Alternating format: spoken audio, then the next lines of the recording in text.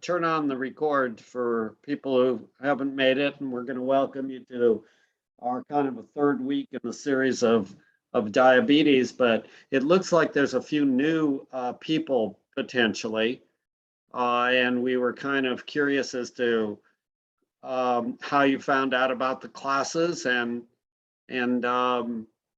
you know, if you have any thoughts on what you might expect to gain or what you're looking for.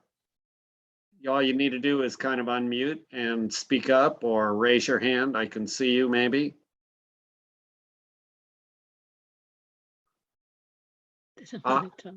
Hank, I'm going to get to you in a moment because you have a good story. Yeah, we might as well start with you, Hank. I'm just playing with my smartphone here. Can you hear me now? Yeah, Hank and Dolly. Yeah, we're here. Or Hank is new, not Dolly. Hank. Okay. Yeah, I'm with Dolly. I'm just playing with my phone. I went to PA Curry yesterday and got an extremely good report on my health. All my chemicals are good in my blood and blood pressure's down, way down, and they're going to take me off one of my blood pressure medicines. And everything's looking good. We're thrilled to hear that. And how are you feeling? I feel pretty darn good. I felt good since almost when we started back about Christmas time. Most everything about me feels better. Well, great. We're really happy for you, and congratulations, and keep up the good work, and keep enjoying the benefits. Thank you, Charlie. Anybody else have any thing they'd like to add? Or again, if you're new, just unmute yourself, say hello, and how you found out about the classes. Hi, yeah, I found out about from Dr. John Linsky. He recommended that I should join this Zoom meeting, and that's the way I find out. I'm very excited to, and looking forward to hear all of you. Good. Well, welcome to the class. Thank you. And doctor, I'm not sure who that doctor is. Scott, do you know? Dr. John Linsky in the River Road in Eugene area. We're thrilled to hear a new name, a new doctor. Okay. I can forward his name for you. Is he with Oregon Medical Group? I don't recognize the name. Oregon Medical Group. Oh, okay, must be a newer one. Huh. Yeah, he's a young kind of, yeah. But I had his information. If you like, I can forward it to you. Okay, great. We're thrilled. Thank you. That's one of the goals of our classes, and our what we're trying to do is promote this among other medical professionals, so they'll be referring their patients to these classes and keep spreading the word. And the cost is right. Do you know how much this cost you? Nothing. Nothing. Yeah, he told me. The system that it doesn't cost anything. Right. When we started these classes, way back when, I know when I started my classes about 9 years ago, a lot of other doctors would tell me, no one is going to come, no one is really going to give benefit unless they have some kind of stake in their health, like they've paid some money. They're not going to value what you're trying to teach them. And I didn't believe that was the case. And now, after doing this for 9 years, or almost 10, I guess, I've come to the belief that it's not so much what you initially pay into it, it's you focusing on what it is you want and changing your beliefs, busting the myths, looking at the science, having an open mind to do that, and sharing with others, support from others, and supporting others yourself, which really is the key. It's not how much money you pay to learn about how to get healthy. That's my conclusion. Charlie, if Yes, you'd have charged Jerry. $1 a student, you could retire by now.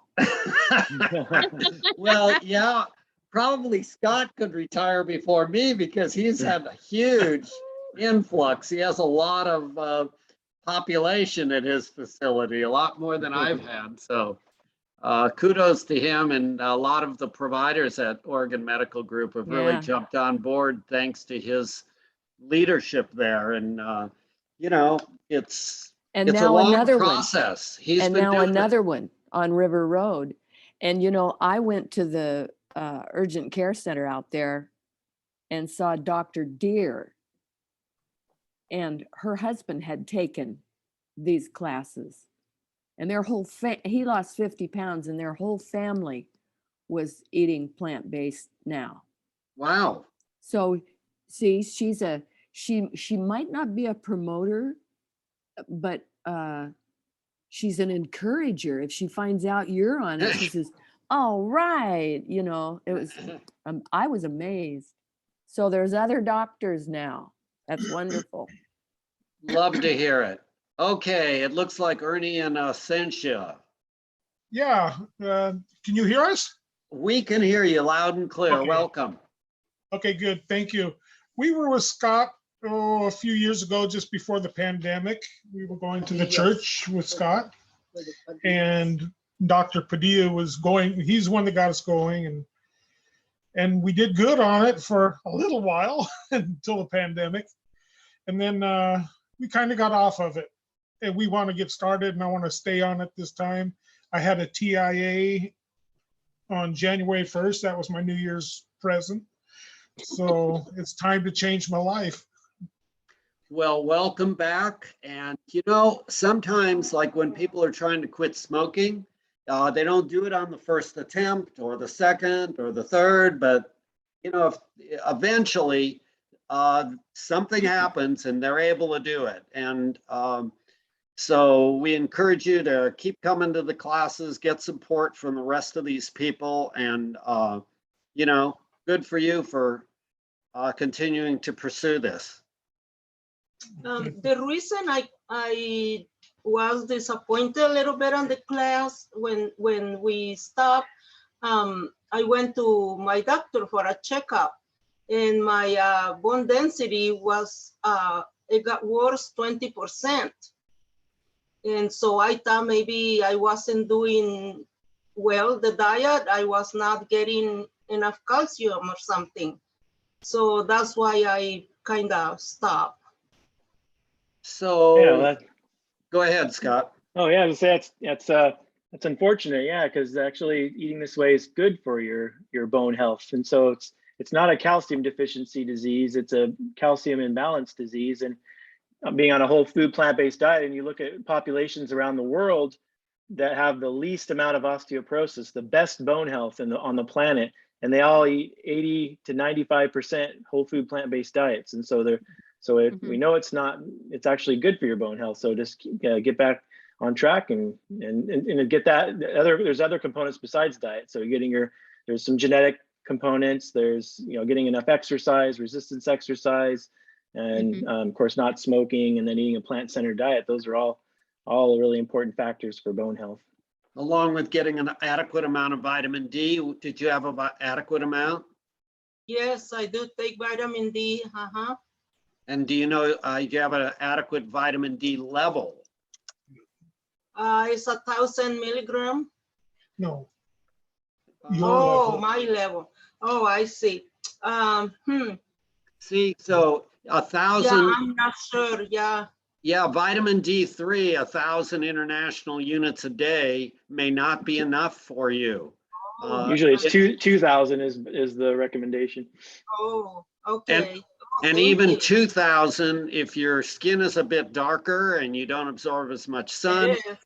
then maybe you need 4,000 or 5,000. So the way you tell that is by getting a vitamin D level, have your doctor do that, and make sure that you're taking an adequate amount of vitamin D, along with what Scott said. Resistance exercises and weight bearing is very important, and oftentimes we're not doing the amount of exercise, and you're going to get all the calcium you need from doing a whole food plant-based diet. And like he said, there have been a Yeah. number of people, and the healthiest populations are really eating whole food, plant-based. But we understand your concern.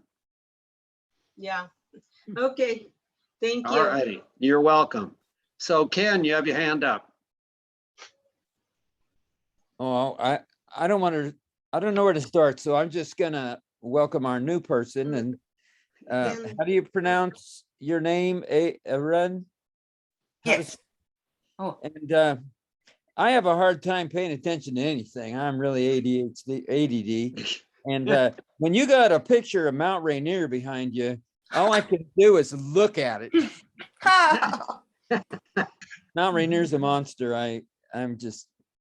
I'm pleased to live in the Northwest and have that monster. we love it, Mountaineer. Yeah. Mhm. That's great. Who else would like to speak up and have anything that you have to say? We also have a couple medical students here with us tonight, so they always love to hear good stories or potentially problems from people because they, are kind of trying to decide what's the right thing to do here. So if you have a story of that's good or you have some problem, let us know, share it, and they can do a little research.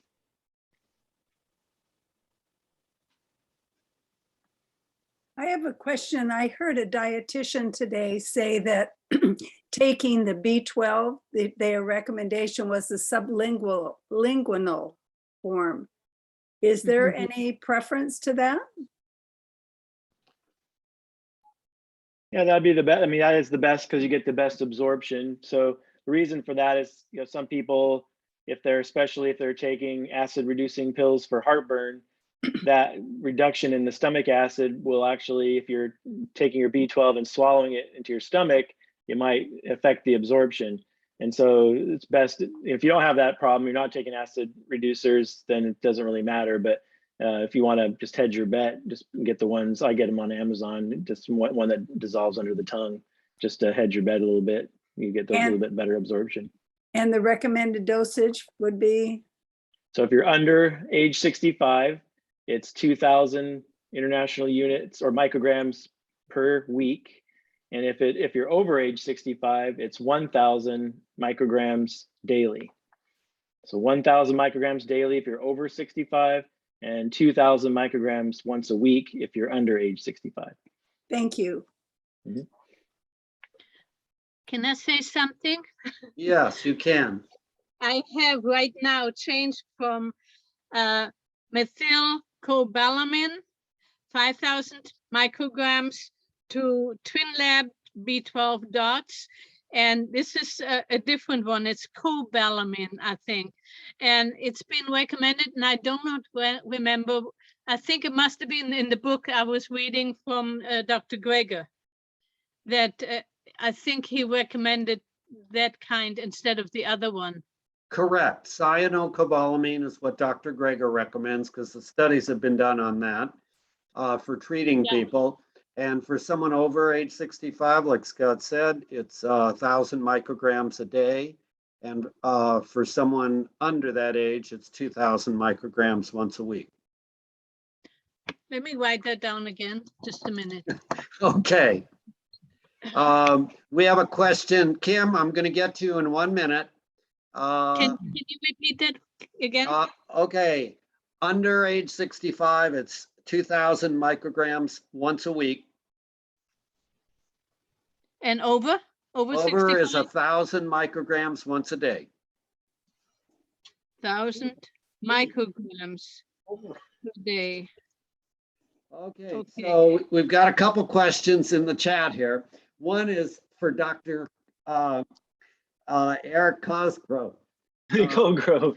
Colgrove. It's sorry about that, Eric. I have a question about athletic children. Do you see it? They engage in 2 athletic sports per day. Will plant-based diet give them enough protein? How can I be sure? Do you care to field that? Dr. Colgrove, we'll wait till you Yeah, Right. So kids doing athletics should be probably on a little bit more protein.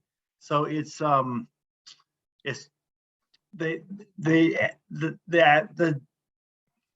answer is kids should be on about 12 grams per kilogram per day of protein, and it's 15 for athletic kids.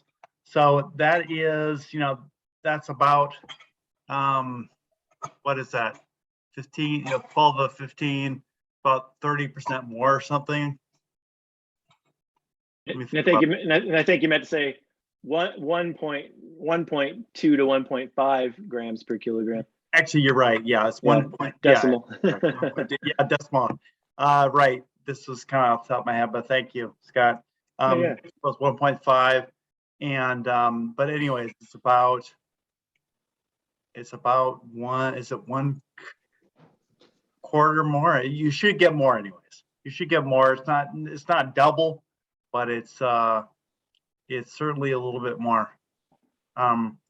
So, and really, I think I'm working on that.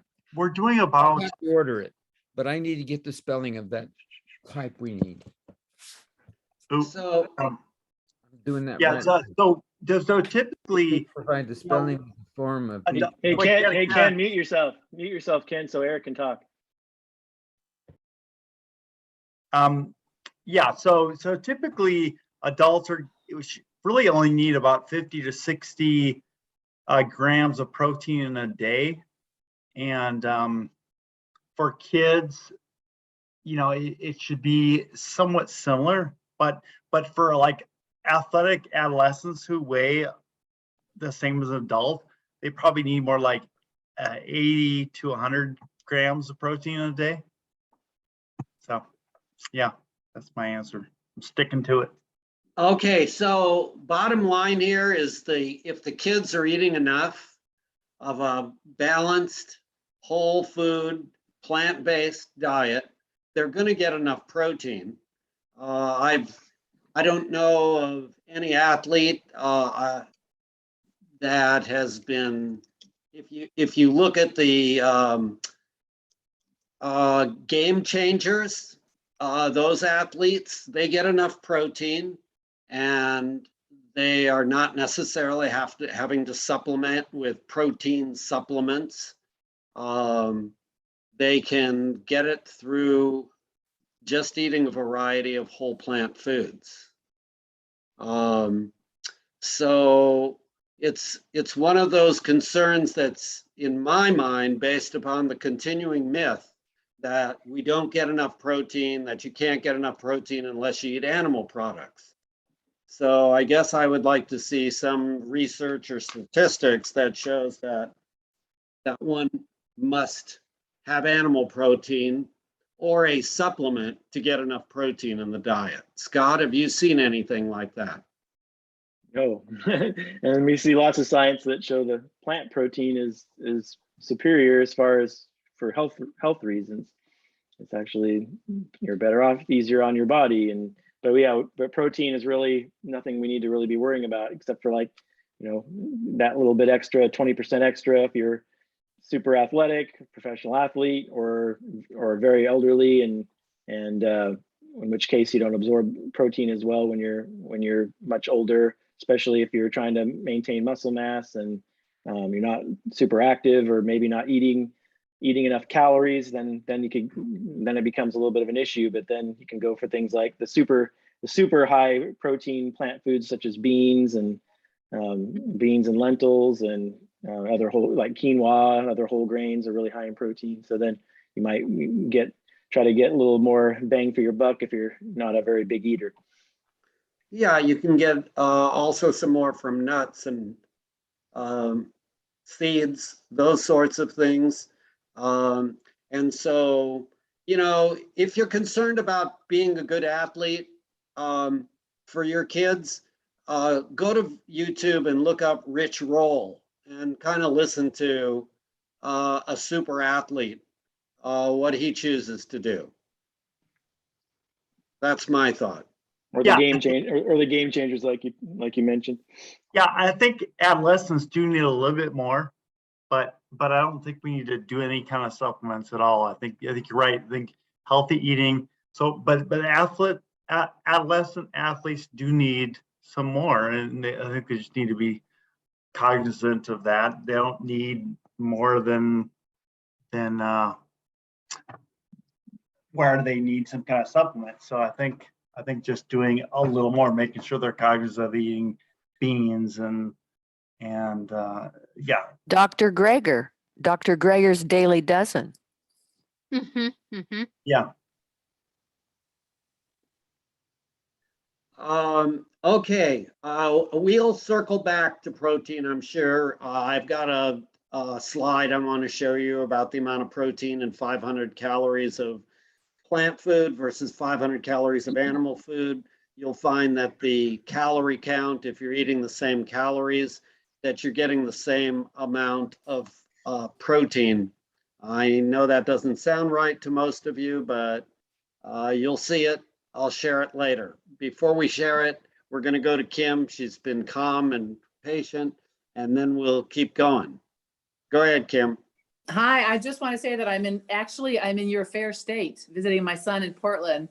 And I was really happy to go to Natural Grocers to find groats and rye. Yeah. So I made a whole big batch of brole for my son and the Airbnb where I'm staying. So I'm excited that they have that here because we can't find it in California so easily. But my question is, I'm gonna get a blood test to check my thyroid. And I have been taking levothyroxine, but I've also supplemented with iodine, kelp form in drops. And before my test, should I take my normal morning pill to show that's what my normal levels are, or should I not take the levothyroxine in the morning of the blood test? You should take it as prescribed. As normal? Yeah. Okay. Yeah. Okay. The blood. I'm doing this to see if because my doctor said to double my dosage, but I decided not to, and I'm trying to do it by diet to see if that has an effect. So. No. So Okay. you're trying to, he told you to double your thyroid medication? Yeah. And how are you trying to increase your thyroid through diet? May I ask? Well, I'm either having seaweed or kelp drops. Okay, so you're making sure you're getting an adequate amount of iodine to see Mhm. what happens first. Right. Okay, were you getting less than an adequate amount before? I'm not sure. I mean, he Okay. said he said I should probably double it. So I decided not to double it and to see if the iodine in Okay, marine greens would help. So I'll see. so how long are you going to do that for? I've been doing it for 3 months. I think it's time to get a check. I And am. if I'm it- gonna get it checked on Monday. Okay, great. Yeah. So And thank then you. see what happens, and Yeah. we'll be curious. Let us know. Thank you. But statistically, it's a deficiency disease. So most people will still need, if they're deficient in thyroid, they'll need to stay on a supplement just for, if we're looking at the science, that's pretty rare. I mean, there are people that regain when they're, basically it's the overall diet gets better, then their autoimmune condition that's suppressing their thyroid gets better, and then sometimes they regain some function. So that does happen. There's a lot of anecdotal case studies that have been published on that, but statistically overall, if you're just looking at the larger scale numbers, once you're deficient, you'll probably always need to be on a supplement. And so you want Right. to I'm not follow taking it. I'm not taking it, but I'm adding the iodine. So Right, sure. So, well, yeah, like Charlie let you said, it'd be know. interesting to see. Yeah, sounds good. Thanks. Thanks. Someone says, so adults need 50 to 60 grams of protein per day. Did I get that right? Sort of, you got that right. That may be a ballpark figure, but it depends on the patient's body weight. And generally the accepted amount is 0.8 gram per kilogram for the average person. And then if you need a bit more because you're, an athlete or whatever, or maybe a little older, then maybe you need a little bit more. So 0.8 times whatever your weight in kilograms is, the ideal body weight would be like, if you were 70 kilograms, which is a 150 pound person, you'd need about 56 grams of protein. But if you were only a 50 kilogram person, which is a 110 pound person, then you'd need what, 40 grams of protein approximately.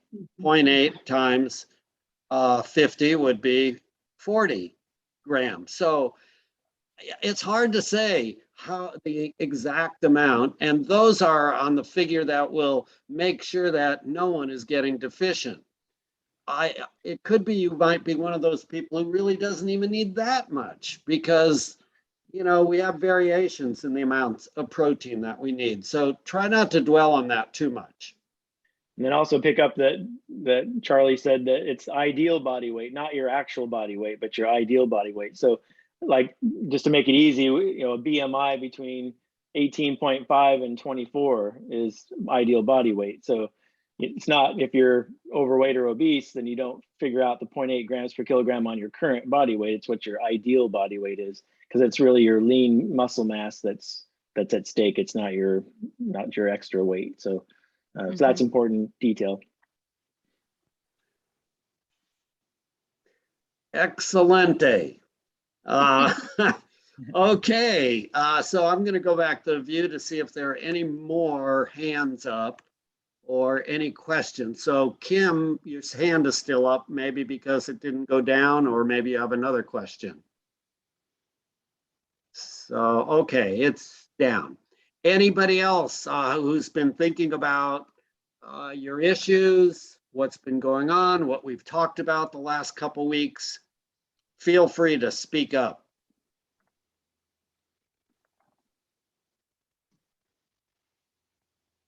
Can I say something?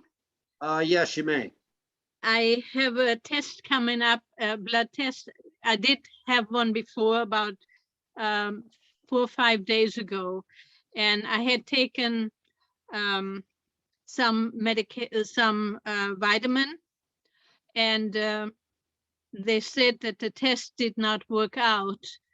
They could tell on the thyroid it was okay, but the rest of it, I have to take the test over again. So I have never had that before. It's I have it in the refrigerator. Can I get it right quick? And I can tell you what it is. Sure, you can get it quick. I don't know how quick it is, but we'll find out. I think she won't be mowing her lawn in between getting whatever she needs to get out of the refrigerator. Here she is. Okay. I got it. Biotin, 10,000 Right. microgram. I take 2 of them per day. And Right. when I took the blood test, it said it ruined the blood test. It didn't do very good. I have to take the Right. blood test over again. That's correct. So it's for the thyroid test. So you're supposed to not take any products containing biotin for 2 weeks prior to a thyroid blood test, because it messes it up. Oh, they said just a couple of days. It's good. Two Yeah, weeks. I learned 2 weeks. Yeah. Okay, thank you so much, because tomorrow I would have gone and it would have been wrong again. Thank you. Good you came to class tonight. I Effie, almost learned something. okay, that's great. No, How about no. you, Evie and Doug?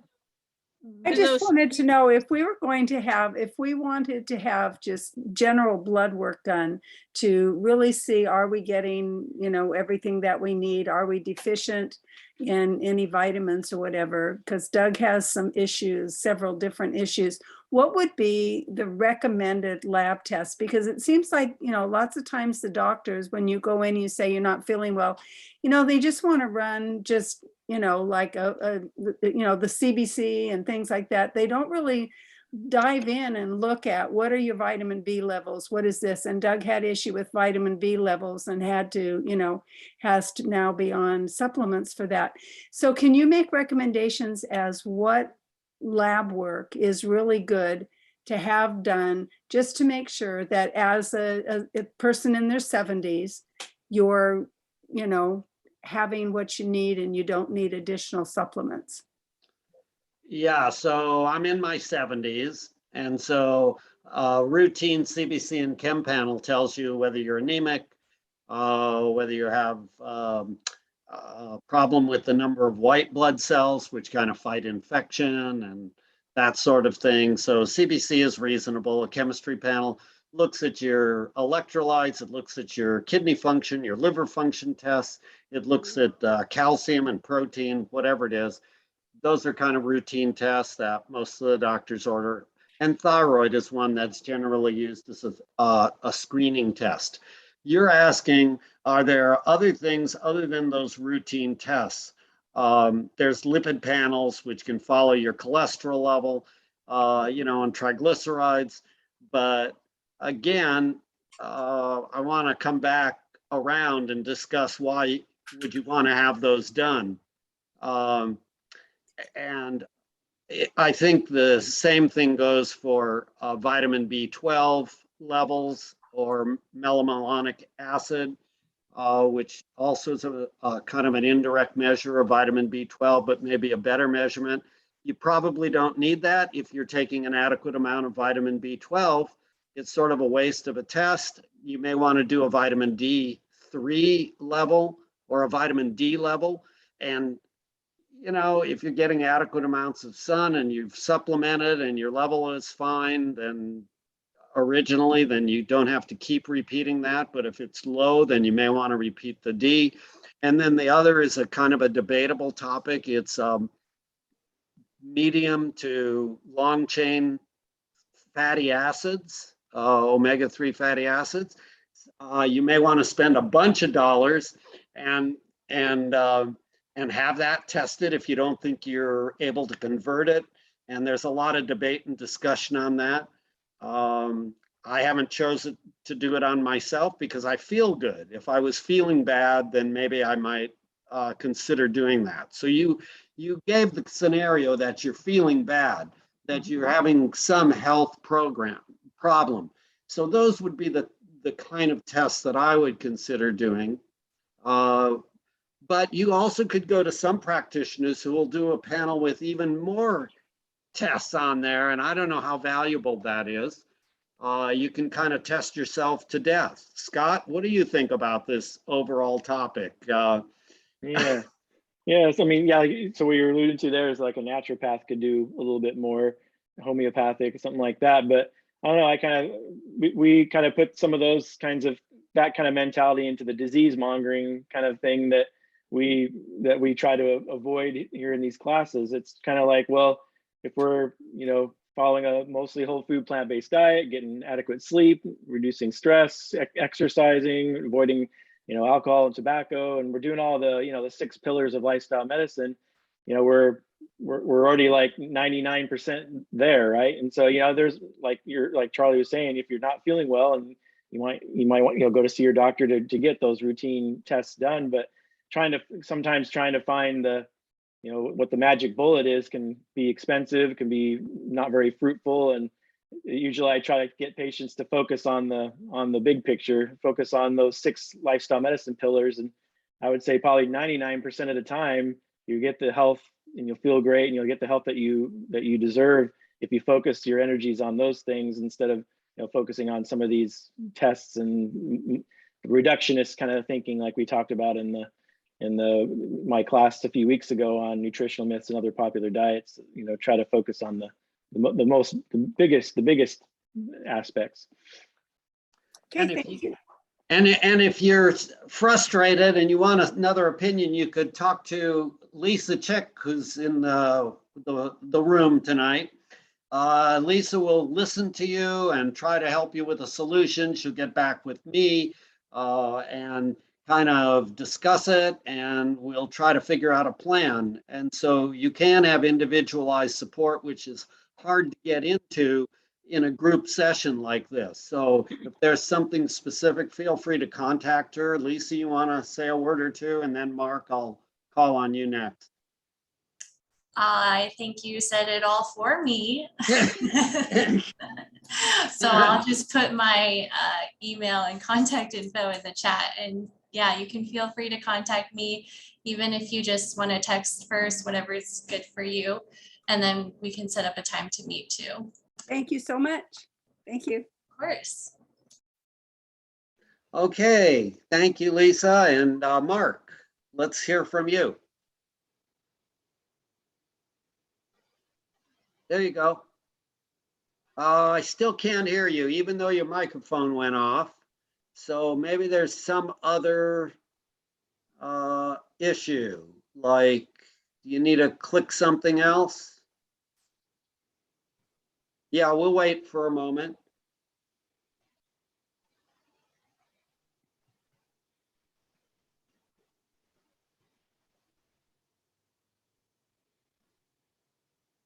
And I still can't hear you yet for some reason. So why don't you type a note in the chat room, what your question is going to be, and we will, I promise you, respond to it at some point. Lisa just put her contact phone number in there, and happy to chat with any of you. And then someone is asking us to discuss triglycerides a bit. So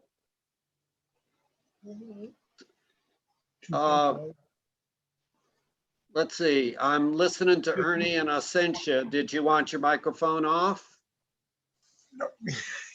Okay. We're good. Or on? I'll Okay, turn it off. okay, you're turning it off? Yep. Okay, good deal. Before we get to the triglyceride issue, are there any other questions? Can I say something? Yes. Instead of taking the B12 one dot, I learned tonight I have to take 2 of them because it's only 500 micrograms. And you told me that it was 1,000 per day. So And that's thank what you. I take, 2 of those 1 dots a day. Thank you very much. I learned something again today. Well, keep coming to class. I That's know, what- I know. You're terrific, you guys. It's hard to absorb all this information. It's I'm hard gonna to, write it down. That's why I know it now. I know, it's hard to get it all in one session. That's why you keep coming back, and eventually, it Yeah. took me several years to get to the point where I was actually doing this pretty well. Okay, so triglycerides. Triglycerides are another one of those fats in your bloodstream. You have cholesterol, and then you have these other blood fats. And, you know, they potentially are somewhat of a risk factor if they're really sky high. Sometimes triglycerides will go up slightly on a whole food plant-based diet, but not significantly elevate in my experience. But it worries people. Oh, my triglycerides are a little higher. And I try to tell them, try to relax. It's only one risk factor and it's pretty minimal in the overall scheme of things. That's my take. Scott, do you have anything you want to add? Yeah, so I mean, it's just the biggest risk factors for having it be a little bit high. So normal is under 150 fasting. And you only get into trouble if it goes over 400 or 500. It can make your pancreas get sick if it gets too high. But there is a little bit of a genetic variation too. Some people have a little harder time keeping their triglycerides down. But the foods that, even on a plant-based diet, you know, maybe not whole food plant-based diet, but plant-based diet that could be problematic for people that have a little bit high triglycerides would be bread. So any kind of flour products. Of course, sugar, fruit juice, and then some, usually not fruit, but sometimes dried fruit. So the big ones would be alcohol, refined sugar, refined flour, and fruit juice, which, you know, we kind of discourage those things anyway if you're following a whole food plant-based diet, because those are a little bit processed. So those are usually the big ones. Like for me, I'll just give I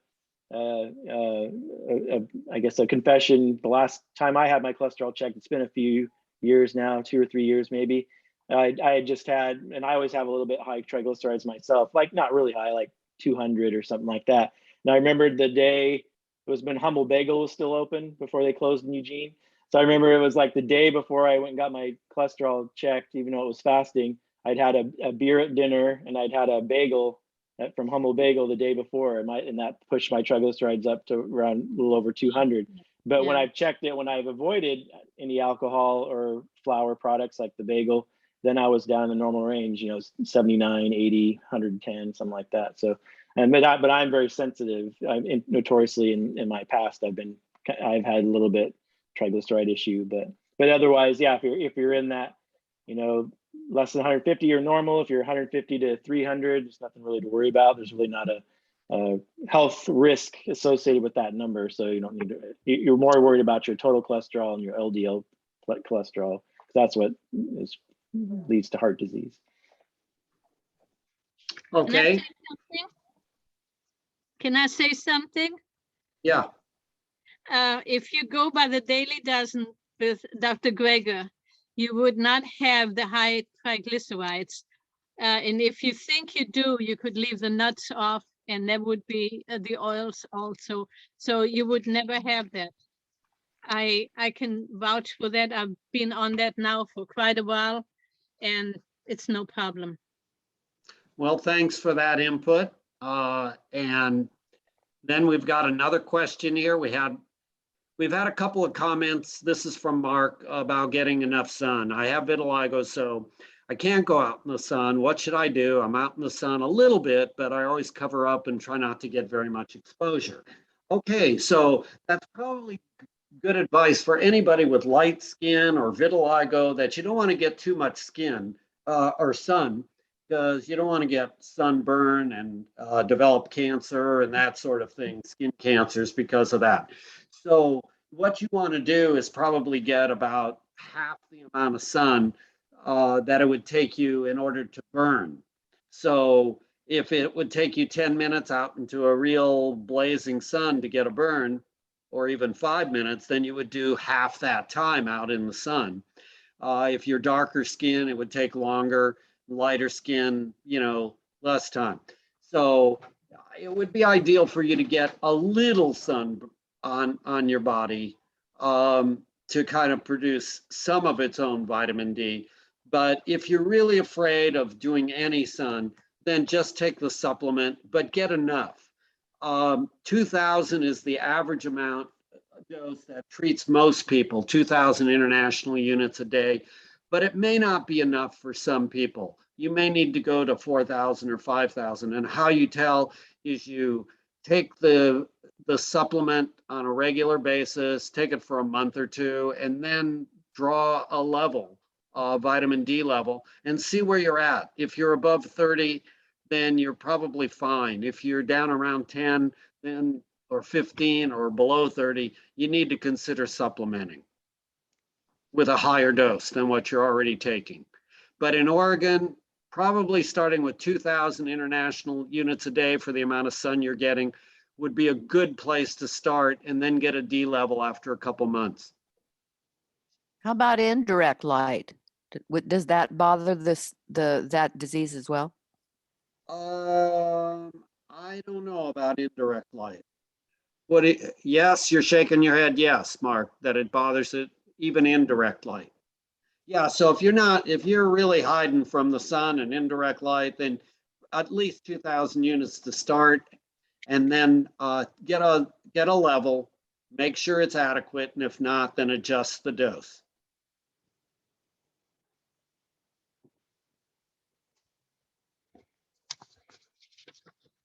You look like a vampire, he said, so maybe 2 minutes will do. I get you live like a vampire. That's pretty cute.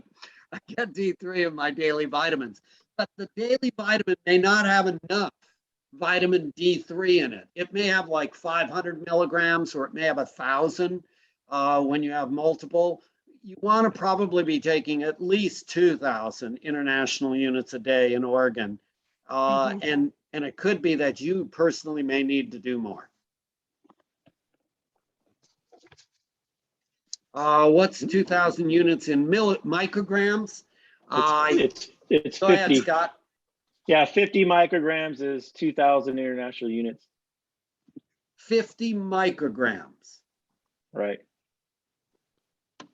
I think that's the Costco brand where they say 50 micrograms on it instead of 2,000 international units. Are we having fun yet? Do we have any questions? We have any questions about diabetes the last 2 weeks of classes, or did I teach you guys? Or did we teach you everything you need to know? Okay. So, yeah, Evie and Doug.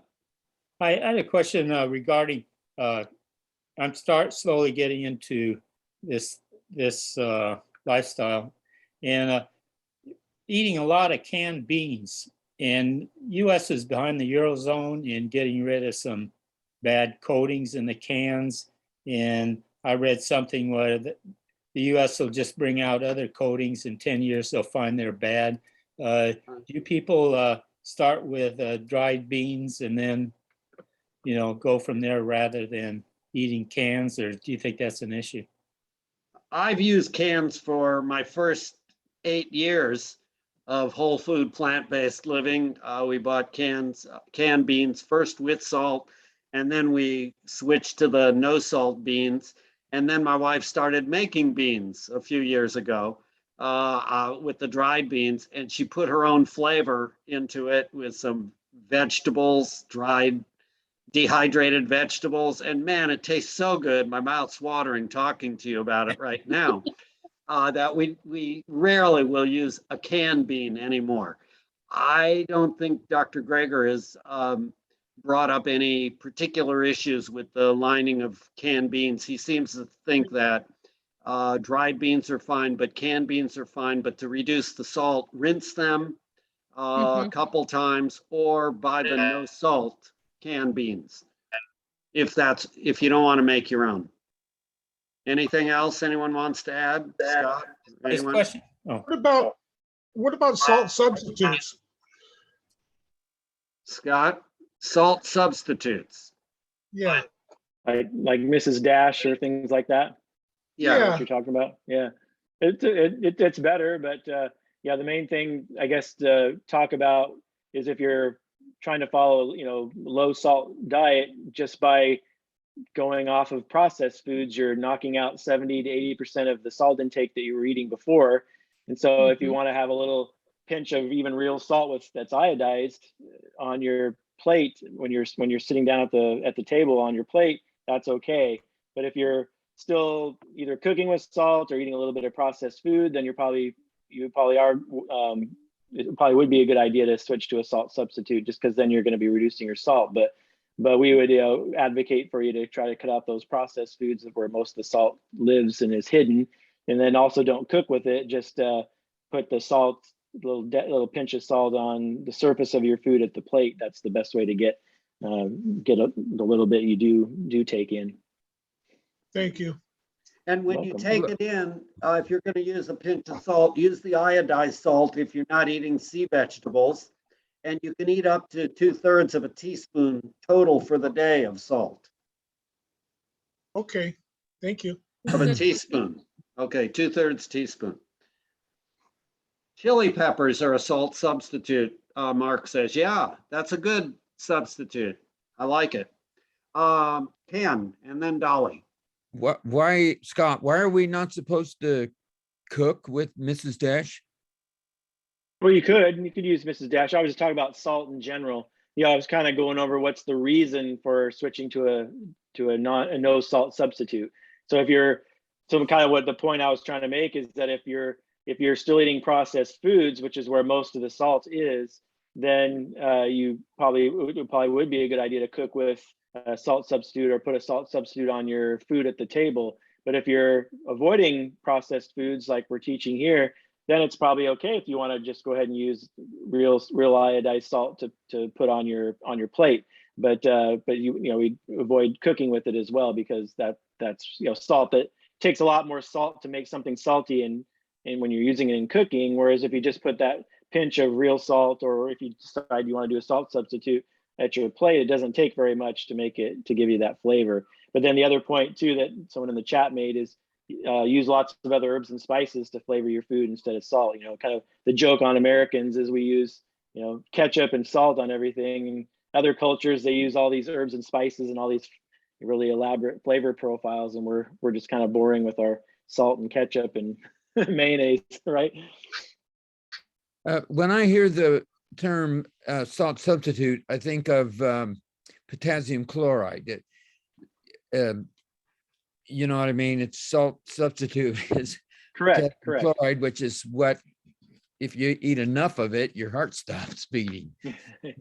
What, anybody have any comments about commercial salt substitute, potassium chloride? I No don't eat comment? it. I don't eat it, but I learned to eat bland food. But the problem is I don't get enough salt at times, and I have to use a can of food of something, usually Campbell's, and then for a day or two I'm fine. If I don't eat that, then I cannot walk anymore. I just have a problem with salt. I don't have enough salt in my system. But I don't like to eat a lot of salt in my food. Okay, Evie and Doug. I read something about the French paradox and I read there really wasn't any paradox to it. Is that true? It's Correct, true yeah, Dr. according to Greger. Gregor. Yeah, he has a video on that. Oh. Okay. All you need to do is go to his site, nutritionfacts.org, and do French paradox, and you'll get a good video which will bust the myth. Yeah. Okay. Yep. All right. What else? Eric. Yeah, this is for Ken. I don't use much salt, but I've been using this because it has iodide in it and it's 50-50, the half Nice. sodium, half potassium. But I don't use it very much, a little bit in cooking, barely. Yeah, maybe I'm still transitioning a little bit, my taste buds, but I still like a little bit of salt when I'm cooking. That's a good thought. I like that. Light salt With iodide. with iodide. Good. Mm-hmm. Where do you get that? I think you can get this at the regular stores. I was at Winco a few days ago, and I saw it at Winco. Winco, and it's with Salt Light, it's called? Yeah, it's called Light salt. Light salt, light light. salt, and it's Salt. 50% sodium and 50% potassium chloride. Okay. Yeah. Boy, I'm learning a lot tonight. Thank you. Yes, welcome. Good. I never And Kim says if you steam power greens, they are naturally salty. Celery has kind of a salty taste to it also. I put celery in my soup, yeah, but I cook it, yeah. Okay. I have a question. If I use dried parsley in my soup, does that count like a spice or what? It counts as a green, I believe, but if you're just putting it in like a spice, then it isn't a whole lot. It's more like a taste, like a garnish, which is healthy. Don't stop. Just use more. Do a half a handful. No, that's too much, but I use a half a teaspoon. Yeah. Sometimes half a teaspoon to a teaspoon in my soup. Use a In full my bowl. teaspoon. Dr. Esselstyn would say, use a full teaspoon, maybe even two. He would say, do it 6 times a day. Have greens in your life 6 times a day Yeah, I to. have spinach too. Yeah, that's no problem with it, with a daily dozen. Very good. Okay, let's see if there's anybody else who has something they want to contribute. Someone's knocking at our door. That would be my house. Okay. Okay. Who's next? I thought they went to the movies. Oh, they might have. Very good. I still see the hand at Evie and Doug. Is that just it didn't come down, or you got another question? Because we like the questions. I was just going to say something. I had an experience with high potassium, low sodium. I had undiagnosed Addison's disease for several months, and high potassium, low sodium is not good. Ah, so you bring up a good point that there are some people with a medical problem called Addison's disease, which they have high potassium levels, and you don't want to be dumping a bunch of potassium in your body if that's the case. So thank you for that contribution. Sometimes we're dealing with the general public, you know, like 80, 90, 95% of the people and even more, but occasionally what I call a freak of nature comes up, someone who is outside the box. And I don't mean that in a derogatory sense. I like to kind of joke with you a little bit about it because it is an unusual kind of presentation, but I think President Kennedy had Addison's disease and there are a few others. So it's not that it's totally unknown, but it's not very common in my experience. And thanks for reminding us of that. We really appreciate that. That's what makes these groups so fun, you know, getting caught with our pants down for a moment. Not literally, but sort of figuratively speaking. It brings the humbleness back into our life. Anybody else? I got a video on diabetes if there's no one else who's going to ask us anything. And I'm sure that you like to be asked questions more, but we kind of wanted, Scott and I both kind of wanted you to review a little more of diabetes. We want to make sure you really got it down. Do you all have it down? What's the cause of diabetes? If I were to ask you a question, anybody could give an answer? The root cause? Fat. And you didn't even hesitate. The first response was not carbohydrate, which is what we've all learned throughout our life, but it is fat. So I'm glad that you have that concept down, and I hope those of you who are new to this these sessions can learn that it's fat. And how you'll learn that is you go to the website and you look up what you want. So maybe Scott, maybe you could show us how you get to the website and how you could look up the introductory lectures and how you could look up diabetes and how you could look up what you want to look up. Yeah, I'll go ahead and pull up the class website here.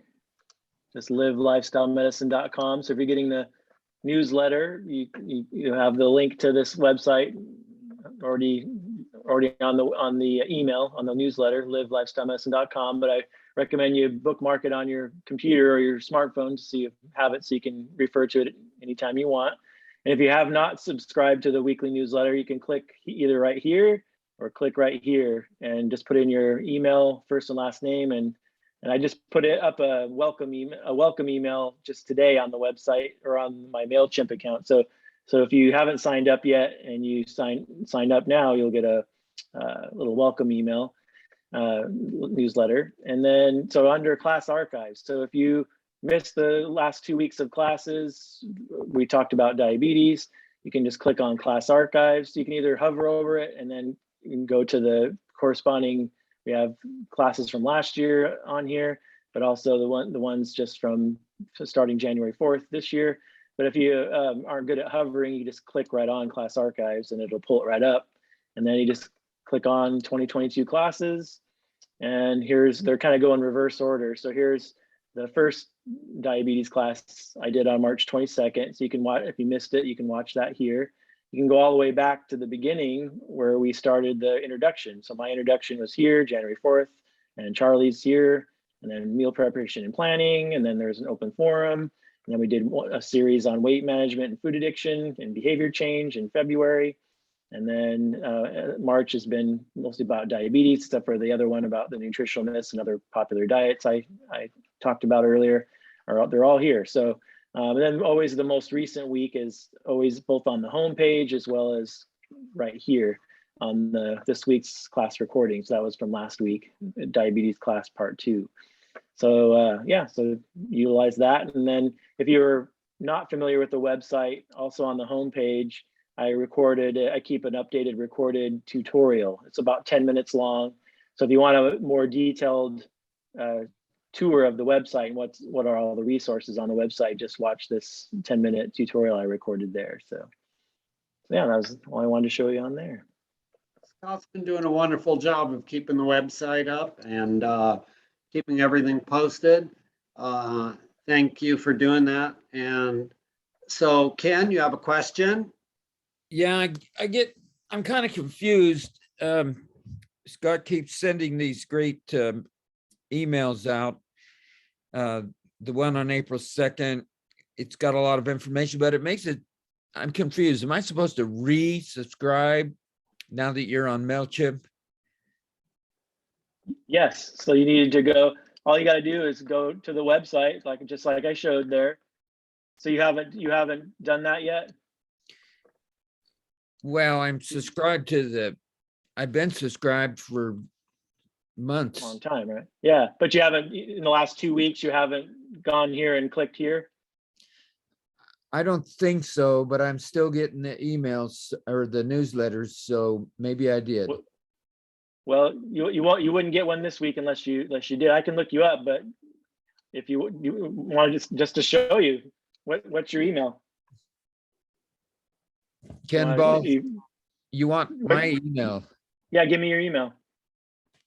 Ken Ball, the tree guy at yahoo.com. At yahoo.com? Yes. And then Ken, and then this will be a good test, and it's good to demonstrate for people. So hit subscribe. It says, thank you for subscribing. So actually now you'll be my first one. If you get it, you should receive a welcome email from me now. And so you can check on that, but it's good this week because we showed how you do it right there. So Ken, you're done. You don't have to do it anymore. Yeah, I already got you. I got you now. But if someone's new, hopefully you are watching that and you will be able to subscribe and get the continuing newsletter. Okay, I'm going to play a quick video just on general principles. My hand is twitching unless I can kind of share my screen for one moment. And you know, if you're kind of assessing circulation, you feel a pulse. But when you're talking about food, do you happen to know what pulses are? Lentils. Okay, very good. So if you're talking about pulses, should diabetics take their pulses? And that's where we're going to go to diabetics should take their pulses. Let's see what it has to say. It's short, it's a 4-minute. How did doctors treat diabetes before insulin? Almost 1,000 medicinal plants were described as anti-diabetic agents, most of which have been used in traditional medicine. And these included beans. Of course, just because something's been used for centuries doesn't mean it's safe. Other treatments for diabetes have included arsenic and uranium. Thankfully, many of these remedies fell by the wayside, but scientific interest in the anti-diabetic potential of beans never vanished completely and even was raised in the past decade. Health authorities from all over the world universally recommend increasing the consumption of whole grains and legumes for health-promoting diets. And one of the reasons is that they may decrease insulin resistance, the defining trait of type 2 diabetes. Diabetes is a global public health epidemic. Although oral hypoglycemic medications and injected insulin are the mainstay treatments of diabetes and are effective in controlling high blood sugars, they have prominent side effects and fail to significantly alter the course of diabetic complications. Common side effects include weight gain, swelling, liver disease. But I want to emphasize that second part. The mainstay of diabetic treatment fails to significantly alter the course of diabetic complications. Shouldn't that be the whole point of treatment? Thankfully, lifestyle modifications have proven to be greatly effective in the management of this disease, and if there's one thing diabetics should eat, it's legumes: beans, chickpeas, split peas, and lentils. The European Association for Study of Diabetes, the Canadian Diabetes Association, and the American Diabetes Association all recommend the consumption of dietary pulses as a means of optimizing diabetes control. What are pulses? They're peas and beans that come dried, so a subset of legumes, so excluding green beans and fresh green peas, which are considered more like vegetables, and also excluding the so-called oil seeds, soybeans, and peanuts. This review compiled 41 randomized controlled experimental trials, including more than 1,000 patients, corroborating the official Diabetes Association nutrition guidelines recommending the consumption of pulses as a means of optimizing diabetes control. Any better than any of the others? Well, some of the strongest evidence came from the studies that used chickpeas. And in terms of beans, pintos and black beans may beat out kidney beans. Compared to the blood sugar spike of straight white rice, black beans and rice, and pinto beans and rice appeared to beat out kidney beans and rice. This may be because dark red kidney beans can have lower levels of indigestible starch. One of the reasons beans are so healthy is they contain compounds that partially block our starch-digesting enzyme, which allows some starch to make it down to our colon to feed our good gut bacteria. In fact, the inhibition of the starch-eating enzyme amylase, just by eating beans, approximates that of a carb-blocking drug called acarbose, sold as Precose, a popular diabetes medication. The long-term use of beans may normalize hemoglobin A1c levels, which is how you track diabetes, almost as well as the drug, without drug side effects, with names like acute generalized exanthematous pustulosis. Okay, so what's the moral of that story? Eat your legumes, the beans, the chickpeas. Where do you get chickpeas from? Anybody? Garbanzo. Garbanzo beans, that's another name for chickpeas. And what do you buy it?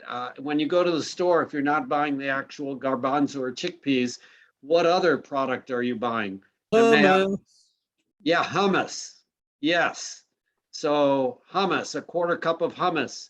And be careful about the amount of oil in the hummus. You can get anywhere from maybe 2.5 grams of fat up to maybe 13 grams of fat in different brands of hummus. So look for brands that have 2.5, 3.5 grams of fat, or make your own hummus, which you do by grinding up garbanzo beans, adding some spices in there, maybe a little pepper, onion, garlic, whatever, and a lot less expensive and no fat. You use tahini, don't you?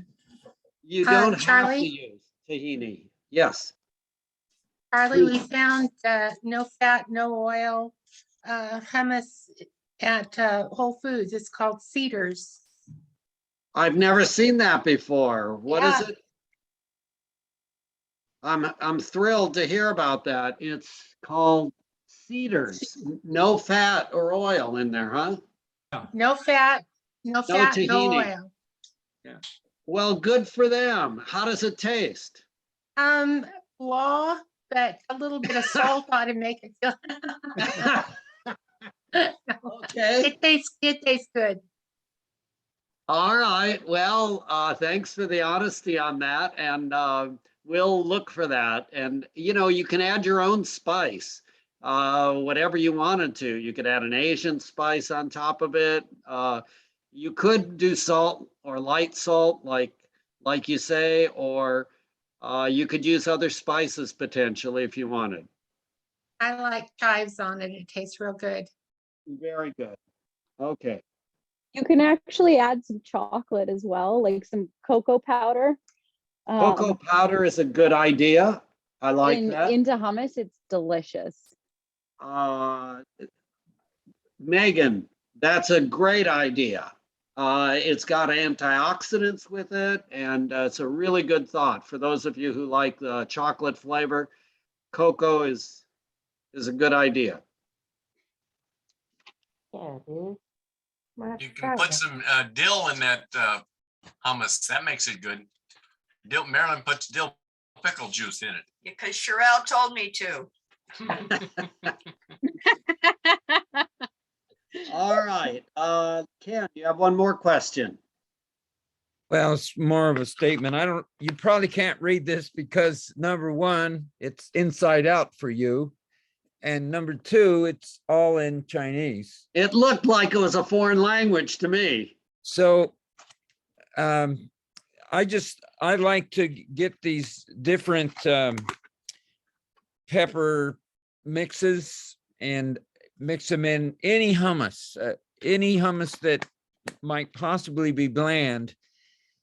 I can sure make it unbland in a hurry, adding some pepper oriented pastes. Okay, so that's a pepper paste. Interesting. I wish I could read this.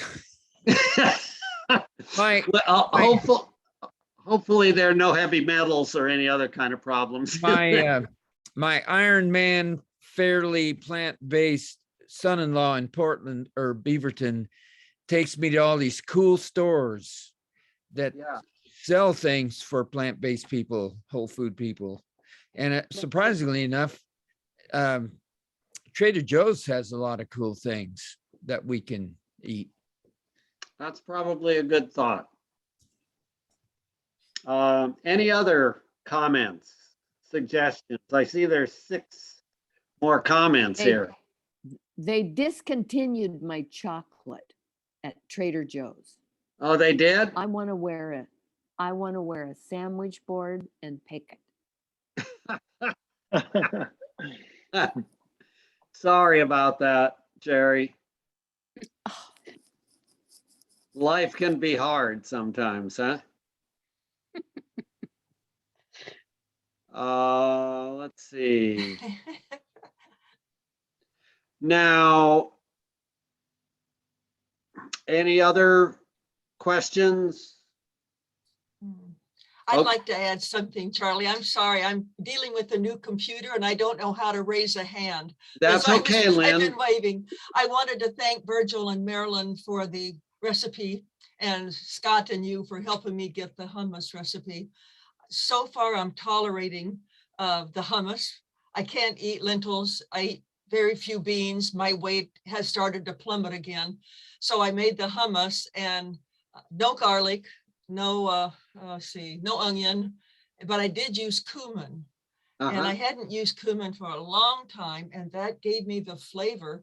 And so far, I have not reacted badly to the hummus. So it looks like my protein is basically going to come from chickpeas because as I said, I'm dropping too much weight again.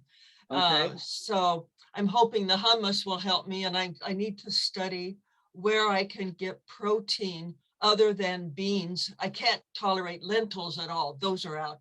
And very few beans. So I don't know of any other protein sources.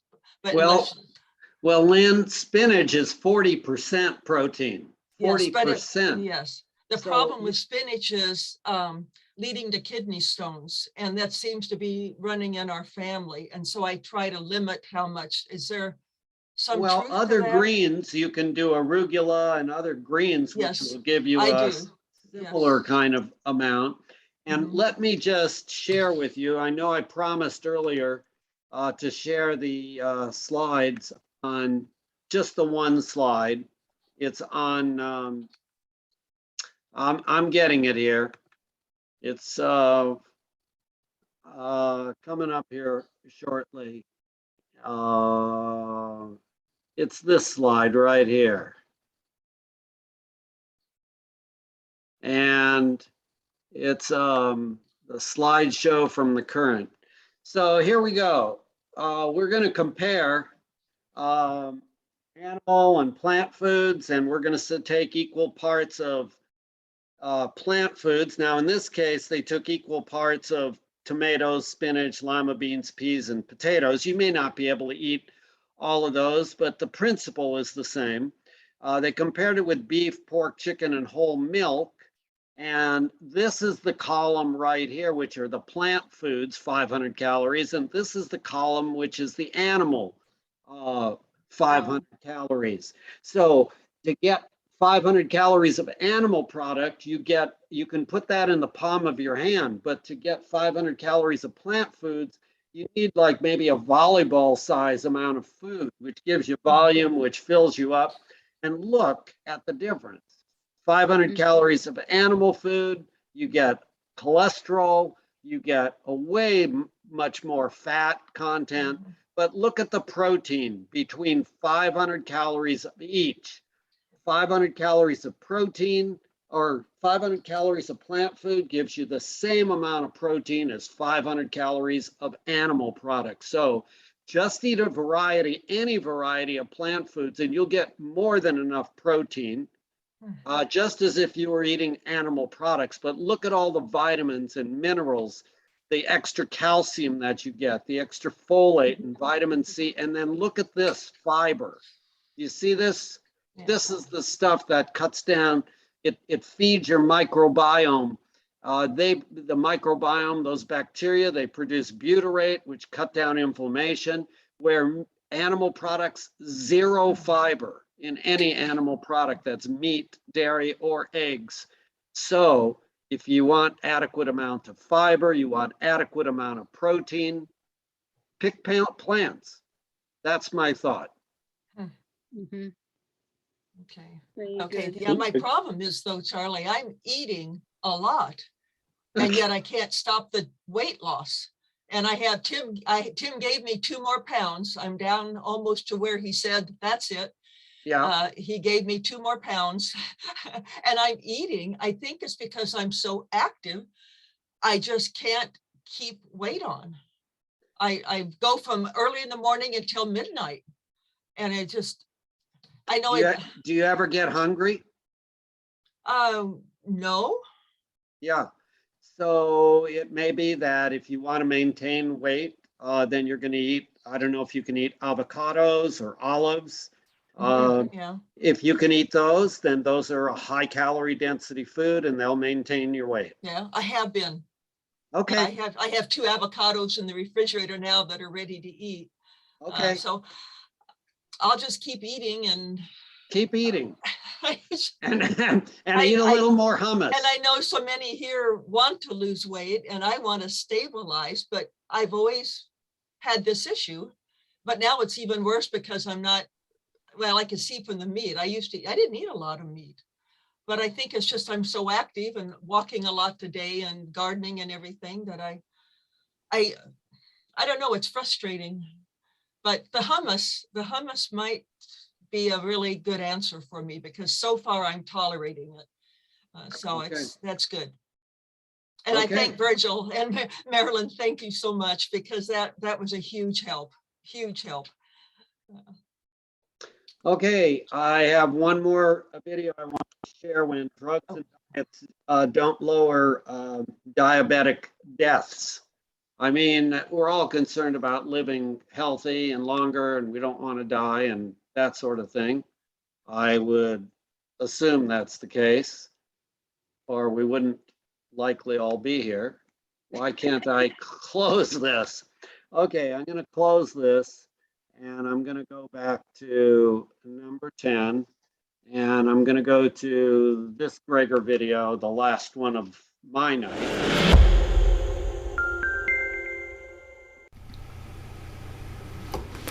People with type 2 diabetes are at elevated risk for a number of serious health problems, including heart disease, premature death, blindness, kidney failure, amputations, fractures, frailty, depression, and cognitive decline.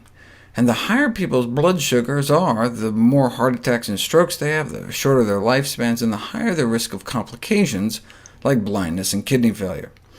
So a study was designed in which 10,000 diabetics were randomized into an intensive blood sugar lowering intervention, where they put people on 1, 2, 3, 4, 5 different classes of drugs with or without insulin to drive blood sugars down into the normal range. Of course, you're not treating the underlying cause, you're not actually treating the actual disease, but by lowering one of the effects of the disease, these high blood sugars, by any means necessary, the hope was to prevent some of the devastating complications. How'd they do?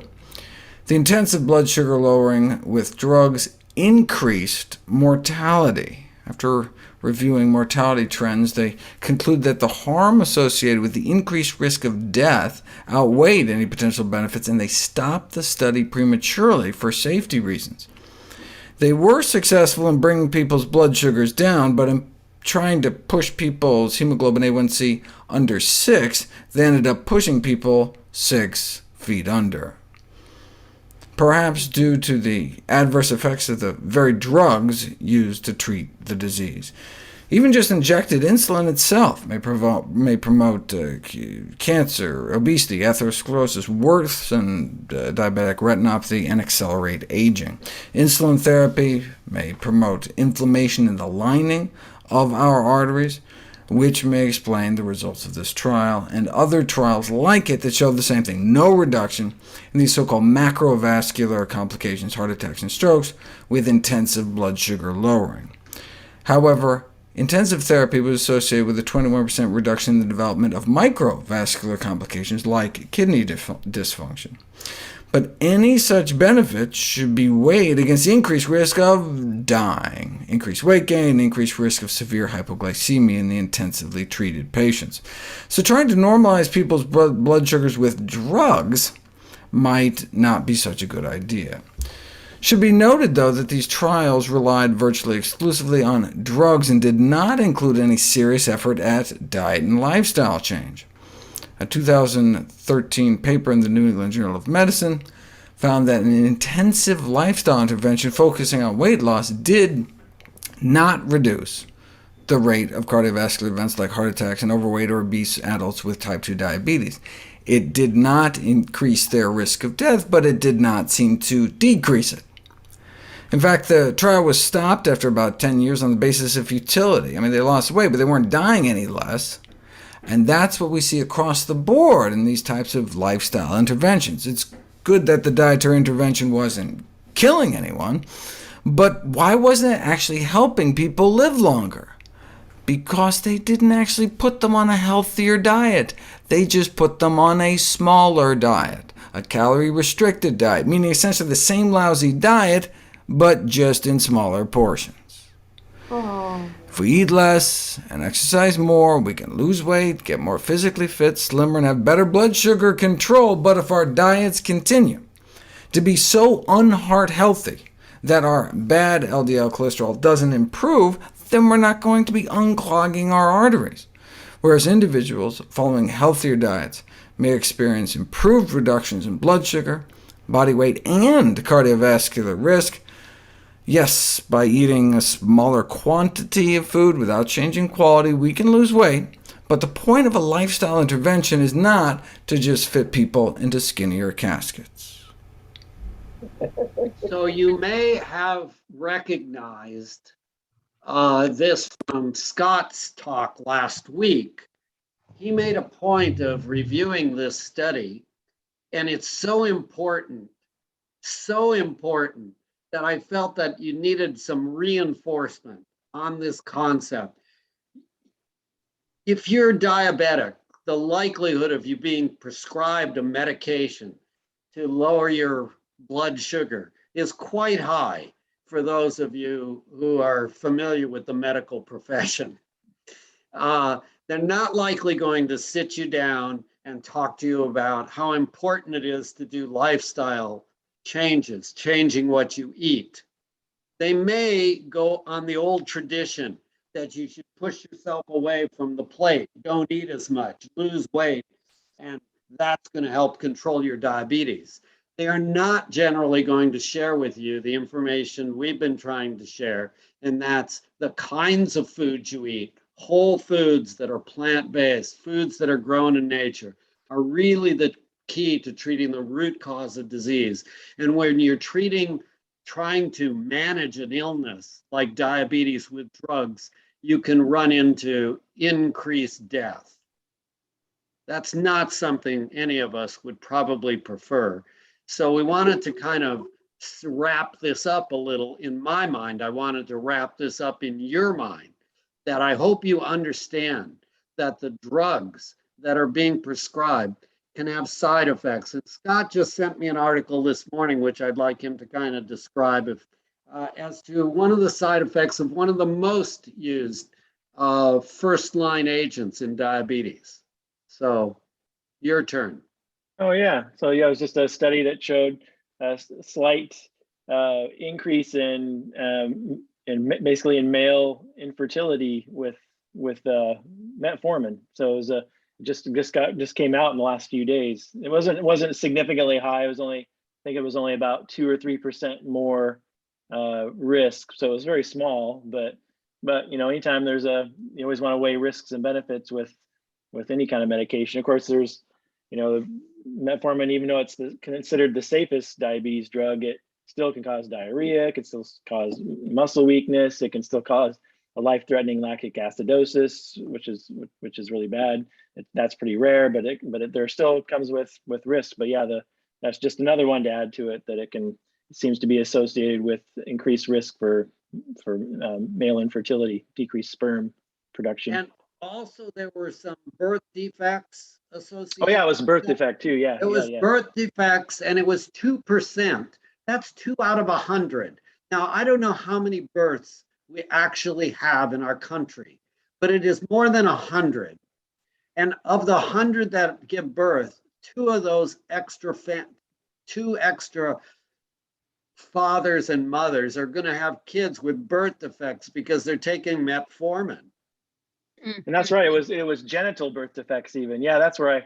Genital birth defects. It wasn't sperm count or fertility. It was genital birth defects. And that, if you happen to be the parent who has to deal with the child with genital birth defects, it might be a significant thing that you might want to hear about from your doctor before you start taking that. And maybe you never would need to even hear about taking that medicine if your doctor would just talk to you about treating with a healthy diet, a healthy whole food plant-based diet. I do sound like a broken record. No, you don't. Okay. Well, what can I say? When we know better, we do better. Okay. Repetition. I could jump up and down a little bit to try to get attention, and I do that, you know. And we try to pique your interest as best as we can with these classes, for sure. And you've all been great. We love the questions tonight. Are there any other questions that you have before we say it'll be time for another week? I have no questions. I just wanted to pop in and say hi. We love to hear that you're in attendance again. Yes, just for a little bit. Kudos to you. You're going on close to a year right now, isn't it? It's 7 months, I think. Okay, that's Yeah. great. I think There's August. is when I- Papa, who's even around here today. Yeah. Hey. And guess what? I fed your granddaughter mushrooms tonight and she had no idea. Don't tell her. That's great. I love that. I like cut them up super small in the spaghetti. I put them in the Vitamix and like, you know. Very good work. So. I love it. She's sneaky like that. Yeah. Anyways, I don't know that I'll be on much the next 3 months. I'll pop in here and there, but my classes are pretty hard. So. Okay, well, keep studying hard and learn what you need to learn. Thank you. Okay. Anybody else? You guys will join next week for the magic of fiber. It's a great one. Good segue from we talked about the fiber here today, and then there's another class coming up in May on gastrointestinal health, and this class next week about fiber is vital to understanding that when we talk about gastrointestinal health in May. So yeah. I just want to thank you because we couldn't have stuck this close to it without you. And I want you to know our daughter came in from Anchorage and I made a vegan lasagna and a real lasagna for the rest of the family. So I'm getting it down. We ate vegan lasagna for 3 days. They finished off theirs in one night. And spinach and mushrooms and Onions. good. And my home canned tomatoes. Marilyn, I used to live in Anchorage. So thanks bunch, Scott. You're welcome. Charlie. You're welcome. And thank you for coming and all your input and all your support for each other. It's been truly amazing and very inspiring to us. For us too. Thank you for all the things I learned. Yes. You're welcome. Thank you. Thank you, All Ken. Thanks for your encouragement and support. Take We'll care. see you in the movies. All right. Yeah, we'll see you. Take care. Bye. Bye. It's theater. Yeah, it's theater.